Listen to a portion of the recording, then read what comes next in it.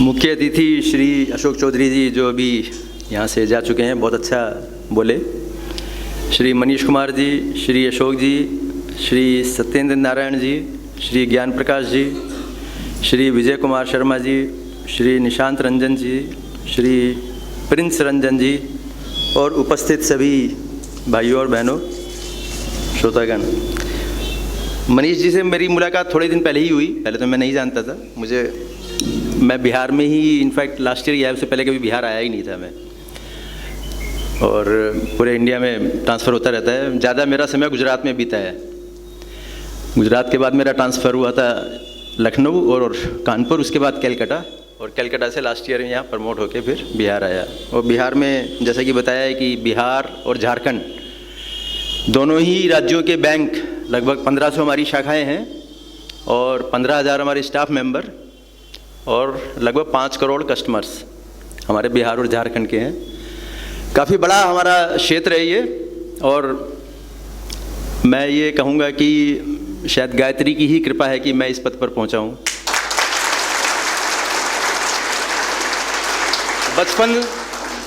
बचपन से ही माँ पिताजी गायत्री यज्ञ यज्ञ किया करते थे, और गायत्री की हमें बोलते थे कि जाप करा करो जैसा कि बताते हैं गायत्री जाप, तो हम करते थे, जाप करते थे, गायत्री मंत्र लिखते थे, बोलते तुम्हारा लेख अच्छा हो जाएगा, तो हमसे लेख भी लिखवाते थे, गायत्री लिखते थे। तो और मेरा ये सौभाग्य रहा है कि मैंने पूज्य गुरुदेव जी के और माता जी के दर्शन भी किए हैं शांति कुंज में जाकर, और उनका आशीर्वाद भी रहा है मेरे ऊपर, तो ये भी मेरे लिए बहुत सौभाग्य की बात है। तो जब मनीष जी ने कहा कि आप आइए, तो मैं समझ नहीं पाया कि मैं वहाँ जाके मैं करूँगा क्या बोले कुछ भी बोलिए, काफ़ी लोग हैं। तो मैं अपने बैंक में भी एक लेक्चर लेता रहता हूँ पुरुषार्थ के ऊपर, तो मैंने कहा मैं पुरुषार्थ के बारे में बोलूँ, तो बोले कि हम बिल्कुल बोलिए पुरुषार्थ के बारे में, अच्छा लगेगा।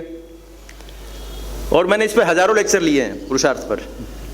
मैं IIM कलकत्ता में भी गया, वहाँ पर भी लेक्चर लिया, IIT खड़गपुर में वहाँ पर भी लेक्चर लिया, पोर्ट ब्लेयर गया था, वहाँ पर भी जो एक डिग्री कॉलेज है टैगोर डिग्री कॉलेज, वहाँ पर भी लेक्चर लिया, और इस तरह से कम बैंक में तो बहुत लेक्चर लिए हैं। तो मैं समझा कि चलिए ठीक है, पुरुषार्थ के बारे में थोड़ा सा बात कर लेता हूँ। कई बार क्या लगता है कि कोट पैंट टाई पहने हुए और लोग सोचते हैं कि अरे ये क्या पुरुषार्थ की बात करेगा ये तो कोई ऑफिसर आदमी है, पर ऐसा नहीं है। सबके मन कहीं ना कहीं जुड़े रहते हैं। पुरुषार्थ आप सबने सुना तो होगा शब्द, कोई नया शब्द तो नहीं है ये, मैं मानता हूँ। और पुरुषार्थ है क्या? पुरुष होने का अर्थ, the wealth of being human.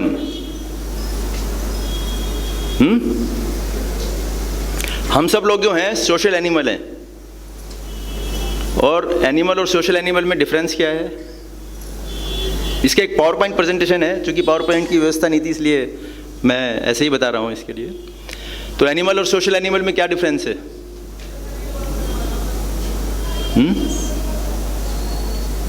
कुछ लोग बोलते हैं कि बुद्धि का अंतर है, उनमें बुद्धि नहीं होती। कुछ लोग बोलते हैं उनमें सोचने समझने की क्षमता नहीं होती, पर ऐसा तो नहीं है ना।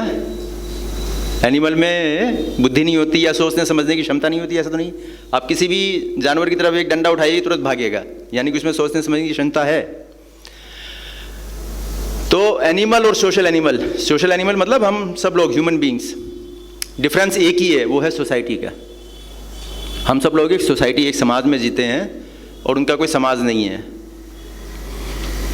तो हम सब लोग जो भी कुछ करें वो एक समाज के लिए होना चाहिए। मैं अगर अपने लिए कुछ कर रहा हूँ वो पुरुषार्थ नहीं है जब तक उसमें समाज की तरफ जुड़ाव नहीं है। जैसे गायत्री परिवार है, समाज की बात करता है, वो अपने अकेले की बात नहीं करता है। जैसे अभी बताया ना, हम सुधरेंगे जग सुधरेगा, जग सुधरने की बात कर रहा है। खाली हम सुधरेंगे उतना नहीं पूरा हो जाएगा वो। युग परिवर्तन की जब बात करते हैं तो सबके लिए। तो पुरुषार्थ के 4 पिलर हैं, सुने हैं सबने? धर्म अर्थ काम मोक्ष। धर्म क्या है? हिंदू मुस्लिम सिख ईसाई, ये धर्म है क्या? नहीं, ये धर्म नहीं है, ये रिलीजन है। हो सकता है कि कोई ये चारों रिलीजन भी मानता हो। मैं मंदिर भी जाता हूँ, मस्जिद भी चला जाता हूँ, गुरुद्वारा भी चला जाता हूँ, और चर्च में भी चला जाऊँगा मैं, अगर मुझे कुछ वो नहीं है। और हो सकता है कि कोई चारों चीज़ों को भी नहीं मानता हो, नॉन रिलीजियस। तो धर्म की तो इंग्लिश है ही नहीं, धर्म की कोई अंग्रेजी नहीं है। मैं नॉन रिलीजियस हो सकता हूं पर अधर्मी नहीं हो सकता। तो धर्म क्या है? किसी की जान लेना किसी का धर्म है? अगर कोई सैनिक है, देश की सुरक्षा के लिए खड़ा हुआ है, उसका धर्म क्या है? देश की सुरक्षा में अगर कोई भी शत्रु देश का आक्रमण करे तो उसकी जान ले लेना है। वहां उसका धर्म क्या है? कि कैसे अपने देश की सुरक्षा की जाए। जल्लाद है, कोर्ट ने ऑर्डर दे दिया, न्यायालय ने आदेश दे दिया कि इसको फांसी चढ़ा दो, जल्लाद ने फांसी चढ़ा दिया। क्या वो धर्म का पालन है कि नहीं है? है ना? तो धर्म क्या है? धर्म है playing your role as per your status. जो मेरा रोल है मैं उसको कर रहा हूं कि नहीं कर रहा हूं, वो धर्म है। वो रिलीजन से पहले भी था, जब क्रिश्चियन नहीं थे, जब मुस्लिम नहीं थे, उससे पहले भी था। राजा का क्या धर्म है? प्रजा का क्या धर्म है? स्टूडेंट है उसका क्या धर्म है? गुरु है तो उसका क्या धर्म है? माँ है तो उसका क्या धर्म है? और पिता है तो क्या धर्म है? अगर मान लीजिए कि मैं बैंक में एक मैनेजर बन गया तो उसमें मेरा क्या धर्म है? मुझे एक रोल बुक दे दी जाती है ना कि ये आपका रोल है और ये आपको करना है, वो मेरा धर्म बन जाता है। फिर मैं IAS बन गया, एक डिस्ट्रिक्ट कलेक्टर बन गया, तो वहाँ पर मुझे एक रूल बुक दे दी जाती है, ये आपको करना है और ये नहीं करना है, वो मेरा धर्म बन जाता है। तो कहने का तात्पर्य क्या है कि धर्म जो है रिलीजन नहीं है। धर्म वो है जो मेरा रोल है। अगर मैं आज एक अधिकारी हूँ तो मेरा क्या रोल है? वो मेरा धर्म है। और अगर आज मैं एक पिता हूँ तो मेरा क्या रोल है? वो मेरा धर्म है। उसमें कुछ कहने की ज़रूरत नहीं कि आप पिता बन गए हैं। कोई जब पिता बनता है तो बोलते हैं कि तुम्हारा ये रूल बुक है, तुम ये काम करोगे, नहीं, अपने आप ही बन जाता है। तो सबसे पहला जो है पुरुषार्थ में सिखाता है धार्मिक बनो, यानी कि play your role as per your status. आप में से अधिकतर लोग विद्यार्थी हैं, तो विद्यार्थी का क्या धर्म है कि कैसे हम आगे अपनी पढ़ाई को पूरा करके जो भी आपने सोच रखा है कैसे उसमें आगे बढ़ें और कैसे अपने क्षेत्र का, अपने राज्य का, अपने देश का नाम रोशन करें। दूसरा पिलर है अर्थ। अर्थ सब समझते हैं ना? अर्थोपार्जन यानी कि सस्टेनेंस बेसिकली। तो क्या ये धन है या कुछ और? धन या कुछ और? अर्थ का मतलब क्या है? जब पुरुषार्थ जो अर्थ बोल रहा है वो क्या है?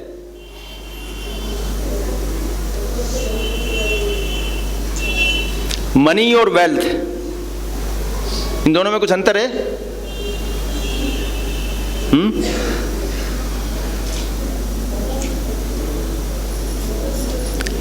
जब भी हम कोई व्यवसाय करते हैं तो हम लिखते हैं शुभ लाभ। कभी आपने देखा किसने लिखा हो खाली लाभ? लाभ और शुभ लाभ में क्या अंतर है?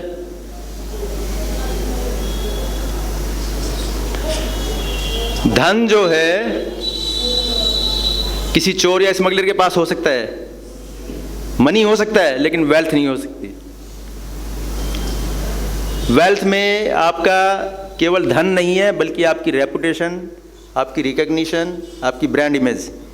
मनीष जी हैं, हो सकता है कि बहुत धनी ना हो, इनसे बहुत ज़्यादा धनी यहाँ पर बहुत लोग होंगे, लेकिन जैसा उन्होंने बताया कि मैं गवर्नर के साथ बैठा और चाय पी, तो क्या ये अर्थ नहीं है? यही अर्थ है। तो जो पुरुषार्थ अर्थ की बात कर रहा है वो धन की बात नहीं की गई है। मेरा उद्देश्य जीवन में धन कमाना नहीं होना चाहिए, मेरा उद्देश्य जीवन में नाम कमाना होना चाहिए। मेरा नाम बने, मेरी रेपुटेशन बने, मेरी रिकग्निशन बने, मेरी ब्रांड इमेज बने।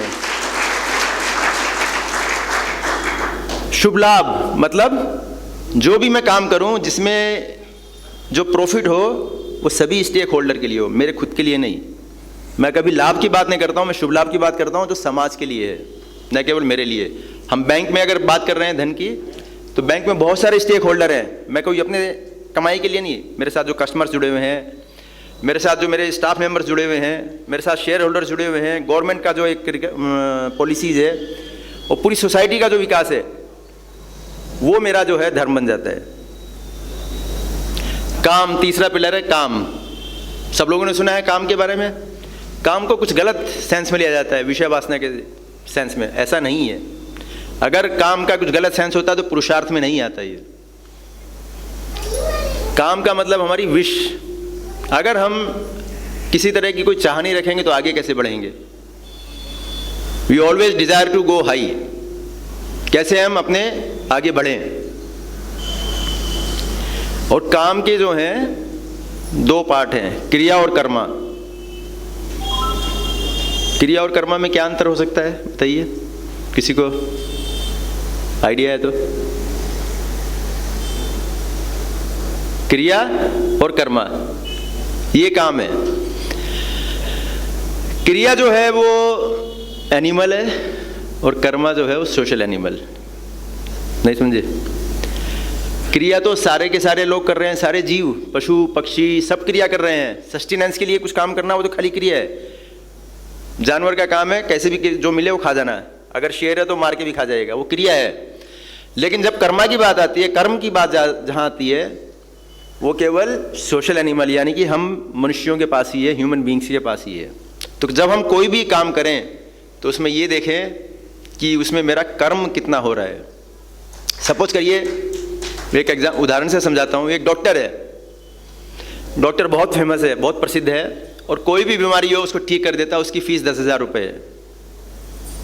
उसके पास बहुत सारे पेशेंट आते हैं, 10,000 रुपये फीस लेता है और उसको ठीक कर देता है। वो क्रिया कर रहा है कि कर्म कर रहा है? वो केवल क्रिया कर रहा है। कर्म उसमें तब आएगा कि अगर कोई गरीब आदमी भी आया उसको भी उसने ठीक किया। जिसके पास 10,000 रुपये देने के लिए नहीं है उसको भी उसने ठीक किया। अर्थात जो जिसके लिए मुझे तनख्वाह मिल रही है मैं खाली वही काम कर रहा हूं कि मेरा जो है ये इतना काम करना है, तो वो खाली क्रिया है, मेरे पेट भरने के लिए है। वो बियॉन्ड दैट जो मेरे लिए लिखा गया है उससे ज़्यादा आगे जाके काम करना वो मेरा कर्म है। तो मैं कर्म कितना कर रहा हूं अपनी जिंदगी में, ये एक पुरुषार्थ की भावना है। चौथा पिलर पुरुषार्थ का कहा गया मोक्ष। मोक्ष का क्या तात्पर्य है? कि मरने के बाद मुझे दूसरा जीवन ना मिले, जन्मों जन्मों से मुझे छुटकारा मिल जाए। यही कहा जाता है ना मोक्ष के लिए।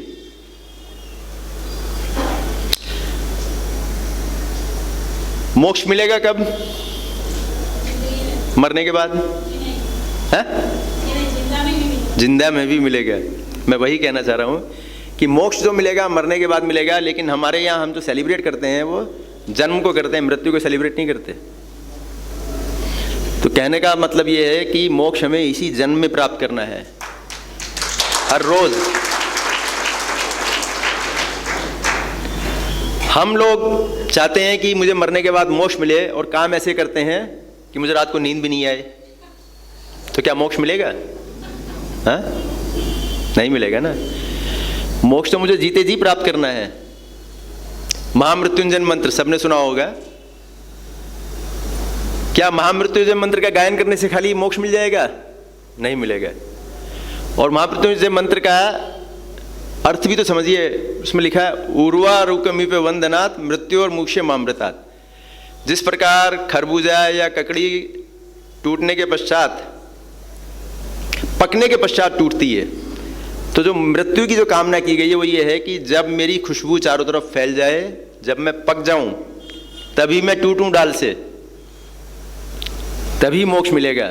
यानी कि मैं जीते जी अपनी खुशबू चारों तरफ फैलाऊं। आपने सुना होगा ना, खरबूजे को देख के खरबूजा रंग बदलता है। या खरबूजा का क्या है कि जब खरबूजा एक पकता है ना तो सारे खरबूजे पकने शुरू हो जाते हैं। खरबूजे की खुशबू चारों तरफ फैलती है और उनसे ही खरबूजे पकने शुरू हो जाते हैं। और खरबूजा जब पक जाता है, आप डाल से नहीं तोड़ते उसको, तो अपने आप डाल से टूट जाता है वो।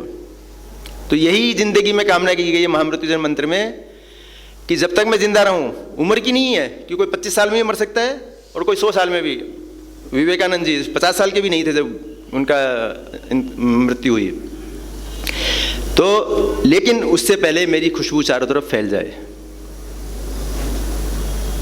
ओके, तो मेरा काम ऐसा होना चाहिए कि मुझे रात को नींद ठीक से आए, मैं सारी रात परेशान ना रहूं कि मैंने आज दिन में ऐसा काम क्यों कर दिया। मैं जहां पर भी रहूं, जिस कार्य में भी रहूं, उसको मैं एंजॉय करूं, सबसे बड़ी चीज़ कि सपोज कीजिए कि मैंने बैंक में काम शुरू किया, बैंक ज्वाइन कर लिया, या मैंने कोई अपना व्यापार शुरू किया, या मैं विद्यार्थी हूँ, या फिर मैं इंजीनियर बन गया, या कोई डॉक्टर बन गया, और बाद में मैं जो है गालियाँ दे रहा हूँ रोज़ कि अरे मैं यहाँ क्यों आ गया, मैं IAS क्यों नहीं बन गया, और अगर मैं IAS बन गया तो मैं IFS क्यों नहीं बन गया, और IFS बन गया तो मैं मिनिस्टर क्यों नहीं बन गया। तो there is no end to that. जिस पोजीशन पे भी मैं हूँ, क्या मैं उसको एंजॉय कर रहा हूँ? आप उसके लिए काम कहा गया, डिजायर करते रहिए आप आगे बढ़ने की। ये नहीं कि आप आगे बढ़ना मत छोड़िए, आगे बढ़ना है, लेकिन आज के टाइम पर अभी क्या मैं अपने आप को एंजॉय कर रहा हूँ कि नहीं कर रहा हूँ? क्या मुझे रात को नींद ठीक से आ रही कि नहीं आ रही है? वही सबसे बड़ा मोक्ष है।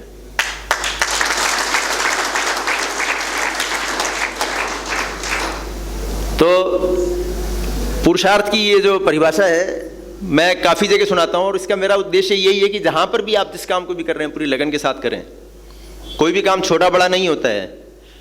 और कभी भी सपोज करिए आप में से काफ़ी लोग कुछ जॉब में भी होंगे, या पढ़ ही रहे होंगे, या जॉब में जाने वाले होंगे, तो जब भी आप जो भी काम करें उसको ग्रेसफुली एक्सेप्ट करें, गालियाँ देते हुए नहीं मन में कि मैं इस काम में क्यों आ गया। कभी भी आपको लगे कि ये काम आपके लायक नहीं, छोड़ के दूसरा कर लीजिए।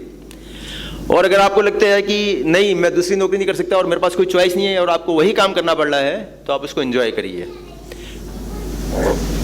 एक्सेप्टेंस मतलब जब तक आपके मन में एक्सेप्टेंस की भावना नहीं होगी तब तक आप एंजॉय नहीं कर सकते। आपने देखा होगा बहुत सारे लोग हैं जो जिस देश में रहते हैं, अपने देश के लोगों को देख लीजिए, हर समय गाली देते रहते हैं कि मैं इस देश में क्यों पैदा हो गया, यहाँ तो देश कितना गंदा है। भारत में चारों तरफ जो है पोल्यूशन है, करप्शन है, सब लोग भ्रष्टाचारी हैं, जगह जगह बीमारियां फैली हुई हैं, मैं इस देश में क्यों पैदा हो गया।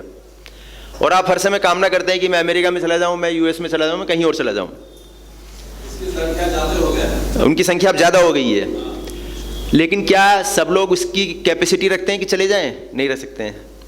कुछ लोग ऐसे भी हैं जो देश के अलावा अपने परिवार में भी हर समय गाली देते रहते हैं कि मैं इस परिवार में क्यों पैदा हो गया। क्या ये उनके हाथ में है? क्या किसी के हाथ में है कि मैं इस देश में पैदा ना होकर अमेरिका में पैदा हो जाऊं? तो जो चीज़ मेरे हाथ में नहीं है, क्यों ना मैं उसको एक्सेप्ट करूं। अपने पेरेंट्स को, अपने बच्चों को, अपनी सोसाइटी समाज को, अपने देश को मैं क्यों ना एक्सेप्ट करूं। अगर मेरे पास शक्ति है, मेरे पास सामर्थ्य है, तो ठीक है मैं छोड़ के चला जाऊं। आपने देखा होगा कुछ लोगों में सामर्थ्य रहता है तो कुछ परिवार को भी छोड़ देते हैं, कुछ अपने देश को भी छोड़ देते हैं, लेकिन सबके पास वो कहाँ संभव है। अगर मैं हर समय गाली दे रहा हूं, चाहे वो मेरा परिवार है, चाहे मेरा वो ऑर्गेनाइजेशन है, चाहे मेरा वो व्यापार है, जो भी मैं कर रहा हूं, मैं किसको ख़त्म कर रहा हूं? अपने आप को। फिर ऐसा अगर पोजीशन मेरी मनस्थिति है तो क्या मैं मोक्ष को प्राप्त करूंगा? मेरी रात की नींद खराब हो जाएगी, दिन का चैन खराब हो जाएगा, और हर समय मैं एक जो कहावत है ना कि बीमारियां जो शरीर के अंदर आती हैं उसका कोई कारक दूसरा नहीं है, वो मैं खुद हूं। मानते कि नहीं मानते? 99% बीमारी, एक्सीडेंट हो गया तो अलग बात है कि बाहर वाले ने आपको दे दिया, पर जो आपकी जो लाइफस्टाइल डिजीजेज जिसको बोला जाता है कि ब्लड प्रेशर, शुगर, हार्ट की प्रॉब्लम, अस्थमा की प्रॉब्लम, 99% उसके जो कारण है वो आप खुद हैं। कि आप क्या सोच रहे हैं, कैसा कर रहे हैं, और जो आप सोच रहे हैं उस पर अमल कर पा रहे हैं कि नहीं कर पा रहे हैं। सोच कुछ रहे हैं, कर कुछ रहे हैं, मन आपका कहीं और है और शरीर आपका कहीं और है, तो बीमारियों का घर बन जाता है। तो बस ज़्यादा ना कहते हुए मैं खाली इतना ही कहना चाहूँगा कि आप जो भी करें पूरे मन के साथ करें, पुरुषार्थ को अपने मन में हर समय ध्यान में रखें। धर्म अर्थ काम मोक्ष की जो भावना है ये कोई रिलीजियस नहीं है, ये सभी के लिए एप्लीकेबल है, चाहे किसी भी धर्म में हो।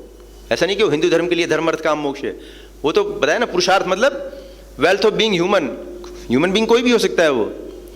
तो धर्म अर्थ काम मोक्ष की भावना के साथ अगर आप जिएंगे, मुझे लगता है कि आप अपने जीवन में एंजॉय कर सकेंगे और आनंद में रहेंगे, जो कि बहुत बड़ी बात है। अगर आप खुद आनंद में होंगे तभी आप दूसरों को आनंदित कर सकते हैं।